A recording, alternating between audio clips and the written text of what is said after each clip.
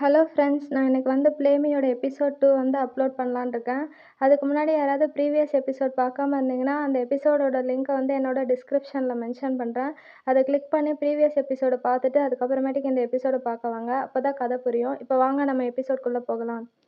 இந்த எபிசோடோட ஸ்டார்டிங்கில் வந்து நம்ம ஹீரோ ஜங் ஈ-ஹுன் வந்து அவங்க அம்மாவுக்கு மரியாதை செலுத்துறதுக்காக வந்து அந்த சாம்பல்லாம் வச்சுருப்பாங்கள ஒரு இடத்துக்கு, அந்த இடத்துக்கு போகிறாங்க. அங்கே போய் அவங்க அம்மாவோட ஃபோட்டோவை வந்து பார்க்குறான். அவங்க அம்மாவும் அவனும் வந்து ஒன்றா இருக்க ஃபோட்டோவை பார்த்துட்டு அவங்க அம்மா வந்து என்ன சொன்னாங்கன்னு எல்லாம் ஞாபகம் வருது. ஏன்னா வந்து அவங்க அம்மா வந்து என்ன சொல்லியிருப்பாங்கன்னா வந்து, நீ ஆக்டராக இல்லைன்னா நீ வேறு எதுக்குமே லாக்கி இல்லை அப்படின்னு சொல்லிட்டு அவங்க அம்மா சொன்னதை வந்து நம்ம ஜங் ஈ-ஹுன் வந்து திருப்பி திருப்பி ஞாபகப்படுத்தி பார்க்குறான் அந்த ஃபோட்டோவை பார்த்துட்டு. அப்போ தான் என்ன சொல்கிறேன், என்னை மன்னிச்சிடுங்க, என்னால் ஆக்டராக இனிமேட்டுக்கு என்னால் கண்டினியூ பண்ண முடியாது, நான் வந்து ரிசைன் பண்ணிட்டேன். அது மட்டும் இல்லாமல் வந்து நான் டைரக்டர், என்னோடய ஆசையை வந்து நான் பண்ண போகிறேன்.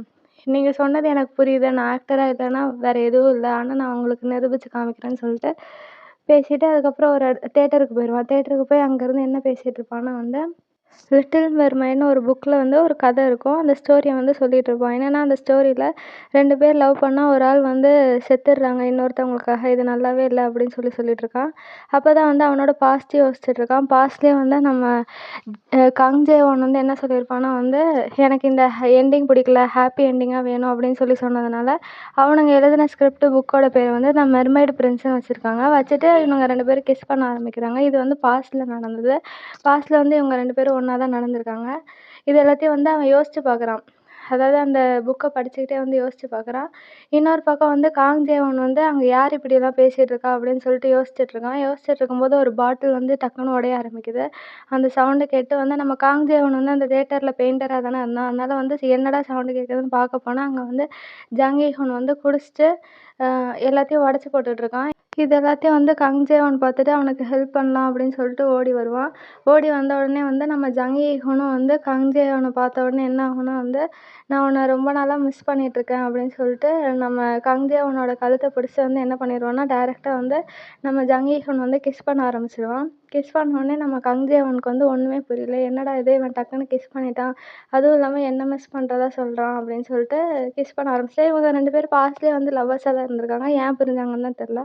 அடுத்த நாள் காலையில் வந்து நம்ம ஜங் ஈ-ஹுன் வந்து அவனோட வீட்டில் வந்து எந்திரிச்சு பார்க்குறான். எந்திரிச்சு பார்த்துட்டு எங்கே இருக்கோம், நம்ம எங்கே எப்படி இங்கே வந்தோம் அப்படின்னு யோசிச்சுட்டு இருக்கான். அப்போ தான் வந்து அது ட்ரீம்னு நினச்சிட்டு அவனோட லிப்ஸ் எல்லாம் தொட்டு பார்க்குறான். அந்த ட்ரீம் நல்லா இருந்தது, கங் ஜே-ஒன் கிஸ் பண்ணது வந்து ரொம்ப நல்லா இருந்ததுன்னு அவனோட லிப்ஸை வந்து தொட்டு பார்த்து யோசிச்சுட்டு இருக்கான். அப்போ தான் வந்து அவனோட ஃப்ரெண்டு வந்து ஃபோன் பண்ணுறான். ஃபோன் பண்ணி என்ன கேட்குறான்னா வந்து, உன்னை தூக்குறதுக்கு எவ்வளோ கஷ்டப்பட்டேன் தெரியுமா, நான் தான் உன்னை தூக்கிட்டு வந்து வீட்டில் வச்சேன் அப்படின்னு சொன்ன உடனே ஜங் ஈ-ஹுனும் வந்து, நீ தான் கூட்டிகிட்டு வந்தியா அப்படின்னு சொல்லிட்டு அவனும் வந்து பேசிகிட்டு இருக்கான். சரி, நீ என்ன மறந்துட்டியா, இன்றைக்கி வந்து உனக்கு ஆடிஷன் இருக்குது அப்படின்னு சொல்கிறான். என்ன ஆடிஷன் கேட்டோடனே, நீ தான் இன்றைக்கி உன்னோட ஸ்டோரிக்கு வந்து ஆக்டர் செலக்ட் பண்ணுறதா சொன்னியே, வா சீக்கிரம்னோடனே அவனும் வந்து அந்த தியேட்டருக்கு போகிறான். நிறைய ஆக்டர்ஸும் வந்து அவனோட ஷூட்டிங்கில் வந்து நடிக்கிறதுக்காக வந்து பார்ட்டிசிபேட் பண்ணுறாங்க. இவனும் ஒரு ஆள் விடாமல் எல்லாரையும் வந்து ரிஜெக்ட் பண்ணிகிட்டே இருக்கான். அப்போ தான் அவனோட ஃப்ரெண்டு வந்து, எல்லாரையும் ரிஜெக்ட் பண்ணிட்டேன்னா என்ன பண்ணுறது, இன்னும் ஒரே ஒரு கண்டஸ்டன்ட் தான் இருக்கான், ஒழுங்காக பாரு அப்படின்னு சொல்கிறான். உனக்கு அப்படி யாரை தான் வேணும் அப்படின்னு கேட்ட உடனே நம்ம கங் ஜே-ஒன் எப்படி இருப்பானோ அதையே அப்படியே டிஸ்கிரைப் பண்ணுறான். அப்படி டிஸ்கிரைப் பண்ணிகிட்டே இருக்கும்போது நம்ம கங் ஜே-ஒன் தான் வந்து அடுத்த கண்டஸ்டன்ட்டு. அவன் அங்கேருந்து வந்துக்கிட்டே இருக்கான். இது எல்லாத்தையும் வந்து நம்ம ஜங் ஈ-ஹுனும் அவனோட ஃப்ரெண்டும் வந்து பார்த்துட்ருக்காங்க.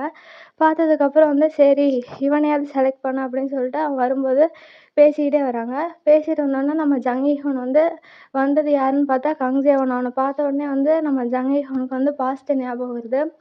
நம்ம கங் ஜே-ஒன் வந்து ஷூட்டிங்க்கு எப்படி நடிக்கணுமோ அதே மாதிரி தான் அழகாக நடிக்கிறான். அதுவும் இல்லாமல் அந்த லிட்டில் மெர்மைடோட கதையை தான் வந்து டிஸ்கிரைப் பண்ணுறான். ஆனால் நம்ம ஹீரோ ஜங் ஈ-ஹுனுக்கு வந்து பாஸ்ட்டு ஞாபகம் வந்துச்சு. பாஸ்ட்டில் வந்து கங் ஜே-ஒன் வந்து இன்னொருத்தவனை கிஸ் பண்ணுற மாதிரி ஒரு வீடியோவை காமிக்கிறாங்க.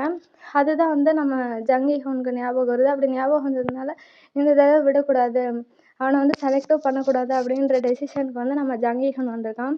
ஆடிஷனில் வந்து ப்ரொஃபஷ்னலாக இருக்கணும்னா வந்து அவங்க ஆக்டிங் ஸ்கில்லை பார்த்து தான் செலக்ட் பண்ணணும். ஆனால் இவன் வந்து என்ன பண்ணுறான்னா வந்து அவனோட பர்சனல் இதில் வந்து இப்படியெல்லாம் பிரச்சனை நடந்ததுனால அதை வச்சு அவனை ரிஜெக்ட் பண்ணிடுறான்.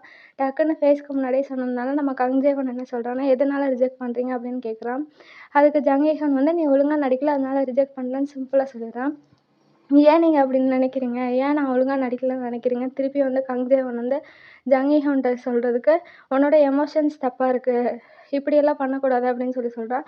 அப்போ ஒரு ஆள் இறந்தா என்னோட எமோஷன்ஸ் இப்படி தானே காமிக்கணும் அப்படின்னு சொல்கிறான். அதுக்கு வந்து ஜங் ஈஹான் ஒரு வேளை அவன் வந்து ஏமாத்திட்டானா, ஏமாத்தினதுக்கப்புறம் வந்து அந்த வருத்தத்தில் இறந்துட்டானா நீ இப்படி தான் ரியாக்ஷன் கொடுப்பியான்னு சொல்லிட்டு ஜங் ஈஹான் கேட்டுட்டு இருக்கான். அதுக்கு வந்து காங் ஜியோன் வந்து யோசிச்சுக்கிட்டே இருக்கான். அப்புறம் வந்து என்ன யோசிக்கிறான்னா வந்து இதெல்லாம் சரியே இல்ல. புக்கு படி நான் கரெக்ட்டா தான் ஆக்டிங் பண்ணேன்னு சொல்றான். அதுக்கு வந்து ஜங் ஈஹுன் வந்து அவன் ஃபுல்லா பாஸ்ட்ல போயிட்டான். ஏன்னா பாஸ்ட்ல வந்து நம்ம ஜங் ஈஹுனுக்கு வந்து காங் ஜேவன் துரோகம் பண்ணிட்டதா வந்து நினச்சிட்டு அது மிஸ் அண்டர்ஸ்டாண்டிங்கா தான் இருக்கும்னு நினைக்கிறேன். அப்படி நினச்சிட்டு இவனை வந்து ரிஜெக்ட் பண்ணிட்டான். ரிஜெக்ட் பண்ணிட்டு ரீசன் சொல்றதுக்காக ஏதேதோ சொல்லிட்டு இருக்கான். ஆனா நம்ம காங் ஜேவன் வந்து நல்லா தான் நடிச்சிட்டு இருந்தான். அப்பதான் வந்து நம்ம ஜங் ஈஹுன் வந்து ஏன் வந்து நீ நடிக்கிறதுக்கு ஆசைப்படுறேன்னு கேட்டும்போது நம்ம காங் ஜேவன் வந்து பாஸ்ட் யோசிச்சு பார்க்குறான். பாஸ்ட்ல வந்து இப்படி தான் வந்து சொல்லியிருப்பான். என்னன்னா நானும் நீனும் வந்து ஒன்றா ஸ்டேஜில் வந்து நிற்கிறதா ப்ராமிஸ் பண்ணியிருந்தோம்ல, அதனால தான் வந்து நடிக்க வந்தேன் அப்படின்னு சொல்லிட்டு நம்ம காங் ஜேவனும் சொல்லிடுவான். இதெல்லாம் கேட்ட உடனே அப்புறமேட்டுக்கு அமைதியாக வந்து 2 பேர் போயிடுவாங்க. நான் உன்னை ரிஜெக்ட் பண்ணிட்டேன் அவ்வளோதான் அப்படின்னு சொல்லிட்டு கிளம்பிடுவாங்க. இந்த பக்கம் வந்து நம்ம ஜங் ஈஹுனோட ஃப்ரெண்டு நம்ம ஜங் ஈஹுனை கூப்பிட்டு அவன் நல்லா தானே நடித்தான், அவனோட ஆக்டிங் பார்த்து நீனே ஷாக் ஆனியே, அப்புறம் என்ன நீ வந்து அவனை ரிஜெக்ட் பண்ணுற அப்படின்னு சொல்லி கேட்டதுக்கு நான் ஒன்றும் ரிஜெக்ட் பண்ணலையா, அவன் ஒழுங்காக நடிக்கல அதனால தான் ரிஜெக்ட் பண்ணேன் அப்படின்னு சொல்கிறான். அதுக்கு வந்து உன்னோட பர்சனல் ஃபீலிங்ஸ் வச்சு தானே ரிஜெக்ட் பண்ணுறேன் அப்படின்னு அவன் ஃப்ரெண்டு கேட்குறான். அதுக்கு வந்து அப்படிலாம் இல்லை அப்படின்னு சொல்லிட்டு கிளம்புறான். அப்போ தான் வந்து திருப்பியும் வந்து நம்ம காங் ஜேவன் வந்து யோசிச்சு பார்க்குறான், எதுக்காக அவன் என்னை ரிஜெக்ட் பண்ணான். அவன் தான் இன்னைக்கு காலையில் கூட வந்து நான் அவனை மிஸ் பண்ணுறேன்னு சொல்லிட்டு கிஸ் பண்ணானே, அப்புறம் எதுக்கு இப்படியெல்லாம் நடந்துக்கிறான் அப்படின்னு சொல்லிட்டு இவனும் அவனோட லிப்ஸில் வந்து கையை வச்சுட்டு யோசிச்சுக்கிட்டே இருக்கான். சரி என்னமோ நடந்துட்டு போகுது அப்படின்னு சொல்லிட்டு அவன் வந்து அந்த கிஸ் சீனை தான் வந்து நினச்சிட்டு இருக்கான். அவனுக்கும் வந்து பிடிச்சிருக்கு. ஆனால் வந்து இவன் இப்போ என்ன சொல்கிறான்னா வந்து அவன் தானே என்னை விட்டுட்டு போனான், அப்புறம் எதுக்கு என் மேலே பழிய போடுறான்னு யோசிச்சுட்டு இருக்கான்.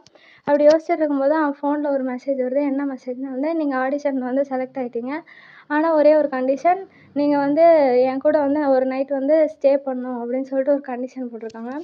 உடனே வந்து காங் ஜேவனும் வந்து சரி என்ன நடந்தாலும் பார்த்துக்கலான்னு சொல்லிட்டு நம்ம ஜங் ஈஹுனை பார்க்குறதுக்காக அங்கே வரான். வரும்போது வந்து ஒரு புக்கை பார்க்குறான். அந்த புக்கில் வந்து இந்த ஸ்கிரிப்ட் உனக்காக தான் அப்படின்னு எழுதியிருக்கு. அதை பார்த்துட்டு இருக்கும்போது நம்ம ஜங் ஈஹுனும் வந்து காங் ஜேவன் அது என்னோட புக்கு, ஏன் அதை நீ தொடுற அப்படின்னு சொல்லி கேட்குறான். ஏன் நான் தொடக்கூடாதா அப்படின்னு சொல்லிட்டு அந்த புக்கை தூக்கி தூக்கி விளாட்றான். ஏன்னா காங் ஜேவனுக்கு தெரிஞ்சிச்சு ஜங் ஈஹுன் வந்து இந்த ஸ்கிரிப்டை வந்து அவனுக்காக தான் எழுதுனதுன்னு. உடனே வந்து தூக்கி தூக்கி பார்க்கும்போது இடையில வந்து ஸ்லிப் ஆகி கீழே விழுந்துடுறாங்க. கீழே விழும்போது அங்கே இருக்க கர்டைனும் அவங்க மேலே பட்டுருச்சு. அதுக்கப்புறம் இவனுங்க 2 பேரும் வந்து என்ன பண்ணுறாங்கன்னா ஒருத்தருக்கு ஒருத்தர் வந்து பார்த்துக்கிட்டே இருக்காங்க.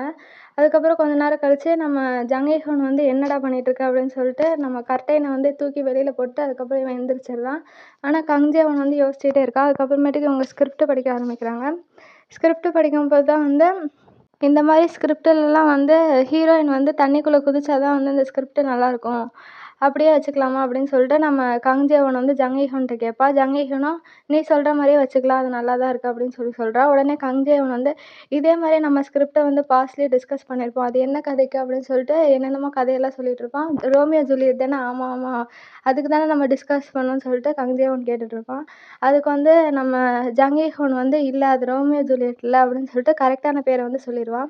அதுக்கு காங் ஜேவன் வந்து முன்னாடியே சொல்லியிருக்க வேண்டியதானே, நான் யோசிக்கிறதுக்கு முன்னாடியே ஏன் இவ்வளோ லேட் பண்ணுற, வேணும்னு தானே பண்ணுற அப்படின்னு சொல்லிட்டு சிரிச்சுக்கிட்டே வந்து நம்ம காங் ஜேவன் வந்து கேட்டுட்ருக்கான். அதுக்கு வந்து ஜங் ஈஹுன் வந்து மரியாதையாக நீ படிக்கிற வேலையை பாரு அப்படின்னு சொல்கிறான். அப்போ காங் ஜேவன் வந்து ஆமாம் ஒரு நைட் வந்து ஸ்டே பண்ணுறதா கேட்டிருந்தீங்களே, எங்கே போகிறோம் அப்படின்னு சொல்லி கேட்டதுக்கு நம்ம ஜங் ஈஹுன் வந்து நீ உன் வீட்டுக்கு போ, நான் என் வீட்டுக்கு போகிறேன், அதை சும்மா தான் அனுப்புனேன் அப்படின்னு சொல்லிட்டு நம்ம ஜங் ஈஹுன் சொல்கிறான். இல்லை நம்ம வந்து இப்போ போகிறோம், எங்கே போகிறோம், நானே தான் வந்து உன்னை கூட்டிகிட்டு போகிறேன், நம்ம 2 பேரும் ஒன்றா வந்து சாப்பிட்றதுக்காக ஒரு கடைக்கு போக போகிறோம் அப்படின்னு சொல்லிட்டு காங் ஜேவன் சொல்கிறான். உடனே ஜங் ஈஹுனும் என்ன சொல்கிற அப்படின்னு சொல்லிட்டு பேசிகிட்டு இருக்கானுங்க. அப்போ தான் வந்து அவனோட லாயர் ஒருத்தவங்க இருப்பாங்களா யூடேஸாக்கா, அவன் வந்து அதெல்லாம் கேட்டுருவான். என்ன ஒரு நைட் ஸ்டே பண்ணுறதா தானே பேசிகிட்டு இருக்காங்க அப்படின்னு சொல்லிட்டு அவன் யோசிச்சுட்டு இருக்கான். அதுக்கப்புறமேட்டுக்கு இந்த பக்கம் வந்து நம்ம காங் ஜேவனும் ஜங் ஈஹுனும் வந்து கிளம்ப ஆரம்பிச்சிடுறாங்க. நம்ம காங் ஜேவன் தான் வந்து ஒரு சாப்பிட்றதுக்காக ஒரு இடத்துக்கு கூட்டிகிட்டு போகிறான். நம்ம ஜங் ஈஹுனும் சரி இவன் தான் கூப்பிட்றான்ல, நம்ம 2 பேரும் ஒன்றா சாப்பிட்டு வர நிறைய நாள் ஆச்சு அப்படின்னு சொல்லிட்டு 2 பேரும் ஒரு கடைக்கு சாப்பிட்றதுக்காக கிளம்புறாங்க. நம்ம காங் ஜேவனும் வந்து ஜங் ஈஹுனுக்கு வந்து ஒன்று வாங்கி கொடுத்துட்றான்.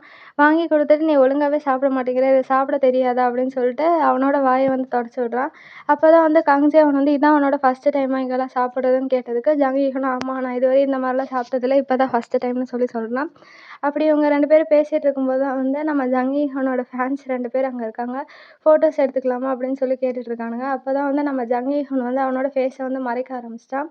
உடனே வந்து நம்ம காங்ஜேவன் வந்து, "நீ இதுவரையும் இப்படி ஓடுனது இல்லல்ல, வா ஓடலாம்" அப்படின்னு சொல்லிட்டு நம்ம ஜங் ஹீஹோனோட கைய பிடிச்சிட்டு ஓட ஆரம்பிச்சுருவான். 2 பேரும் செம்ம சந்தோஷமா ஓடுறாங்க. கிட்டத்தட்ட பாஸ்ட் லைஃப்ல அவங்க எப்படி இருந்தாங்க, ஃப்ரெண்ட்ஸ் மாரியோ, லவ்வர்ஸ் மாரியோ எப்படி இருந்தாங்களோ, அதே மாரி இப்பயும் வந்து ஜாலியா ஓட ஆரம்பிச்சுட்டாங்க. நம்ம ஜங் ஹீஹோனும் காங்ஜேவன வந்து பார்த்துக்கிட்டே தான் இருக்கான். அதுக்கப்புறம் ஒரு லாஸ்ட்டு சீன் ஆட் பண்றாங்க. அதாவது அந்த ஆடிஷன் முடிஞ்சதுக்கப்புறம் வந்து நம்ம ஜங் ஹீஹோன் வந்து அவரோட வீட்ல வந்து ப்ரொஃபஷ்னலிசம் நம்ம ப்ரொஃபஷ்னலா இருக்கணும். பர்சனல் ஃபீலிங்ஸ இன்க்ளூட் பண்ணக்கூடாது அப்படின்னு சொல்லிட்டு அவன் யோசிச்சுட்டு இருப்பான். அப்போ தான் வந்து நம்ம அவன ரிஜெக்ட் பண்ணக்கூடாது. அவனே வந்து இந்த ஸ்கிரிப்ட் வேணான்னு சொல்லிட்டு போயிரணும். அந்த மாரி மெசேஜ் அனுப்புவோன்னு சொல்லிட்டு, "நீ ஆடிஷன் செலக்ட் ஆனா நீ வந்து என் கூட ஒரு நாள் ஸ்டே பண்ணணும்" அப்படின்னு சொல்லிட்டு மெசேஜ் போடுறான். ஏன்னா இவன் என்ன நெனச்சிருக்கான்னா, அவனுக்கு ஆல்ரெடி ஆள் இருக்கு. அதனால வரமாட்டான் அப்படின்னு நெனச்சு அவன் அந்த மெசேஜ போடுவான். போட்ட உடனே இந்த பக்கம் வந்து நம்ம கங்ஜேவன் வந்து அந்த மெசேஜ பார்த்த உடனே டக்குனு ஓகே சொல்லிருவான். இத பார்த்த உடனே நம்ம ஜங் ஹீஹோனும் ஷாக் ஆவான். இதோட வந்து இந்த எபிசோட முடிக்கிறாங்க. ஃப்ரெண்ட்ஸ் உங்களுக்கு இந்த வீடியோ பிடிச்சிருந்தா மறக்காம லைக் பண்ணுங்க, ஷேர் பண்ணுங்க, கமெண்ட் பண்ணுங்க. அடுத்த வீடியோல பார்க்கலாம். பாய் பாய்.